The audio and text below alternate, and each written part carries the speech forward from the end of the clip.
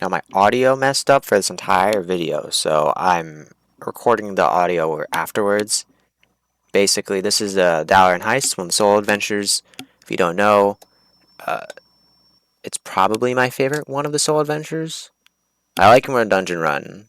I like it more than the Witchwood one. I like it more than Doom, and the other ones don't count. The puzzles don't count. And then and the books also don't count. I hate the books. Books suck, honestly. Fuck the books. This specific Rakinishu hero power, I would say, is really good with stargazing, which makes your, if you didn't play duels, which is where the other place you would have seen this, it makes your hero power cost 1 less and use it twice per turn. Basically, you just get big minions, and then you stargaze twice, and then you play them, and then you win. Instead, I got the best choice, in my opinion, was Elixir Vial, which you can see what I thought at the moment. The other choices were Toggle's Dice, which is can do a similar thing, but it kind of makes the hero power redundant, and Book of Wonders, which is, it can be good, can be bad. It's basically like it's basically like a puzzle box in your deck that you don't have to cast, and you might not get it. So, if you want that, then yeah, but Elixir of Vial, then you get Antonitis, you can just win because all your spells are free, basically, because who cares about your health, It's a resource.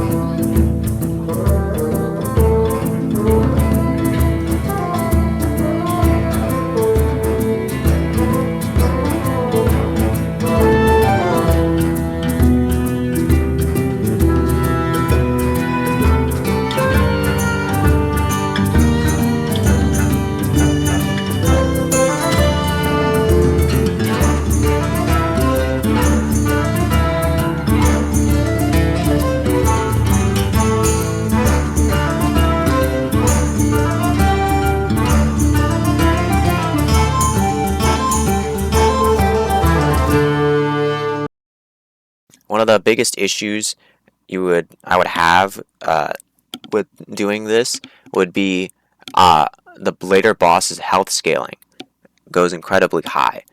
So to counteract that, you really need the Elixir of Vial treasure. I'm pretty sure the math goes, it's like your health over 4 versus the enemy's health over 6, and that number for them needs to be less than your number, because then you would die first if your number was lower. Pretty sure that's how it goes. And I did end up getting Elixir Vials, so that's good, Goggles was also okay in other circumstances. It's a really good treasure, and Cloak Invisibility is there, I guess. Now, in this Bob Tavern phase, right, I did end up very big debate on if I wanted to remove the 2 Yogs. Now, Yogg in this deck is a very bad card because you never can play it, really. Because you can get a ton of spells cast, but if you cast a ton of spells, you usually like win the game. So it doesn't really do much. But in some places, Yogg is like the fun card. You want to keep him because it's fun. And there's 2 Yoggs from the buckets I got. But I want to win the thing, and Yogg has hurt me too many times. And maybe that's part of the reason. You have to put your faith in him or whatever, and then you can, and then well, you still get fucked over anyways. But that's my answer. Most of these games go out in the same way with just playing Antonitis and then winning because you have infinite damage with that. Well, not infinite damage. You have a lot of damage with that. And when you get Elixir of Vile, you have like a very good health buffer for any board presence that happens, and you also can typically win the fireballs. Something that I don't like is the AI for the enemies is lobotomized, so it makes it a lot easier. Like there are some situations, and I don't think any time here, but in other runs, there are some situations where if this was years ago, I would have been dead, but because they're idiots and they don't know what to do, so it'll get lethal, then they can't. There weren't really any bosses I was very afraid of.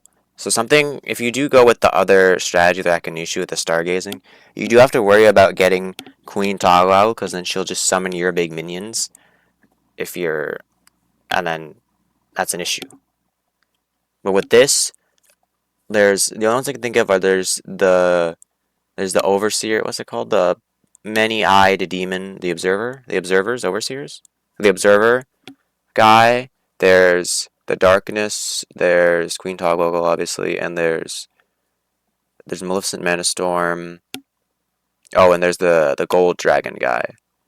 Uh, of those, you really don't want probably the overseer guy. I don't know why that's the one I like really don't want because they have good spells. It's the only thing I remember about them. Maleficent can be an issue. Queen Toggle is really only an issue if you are going with big minions. Otherwise, it's like very easy because it just draws you an extra card basically. Because you just kill the minion, then you get the extra card.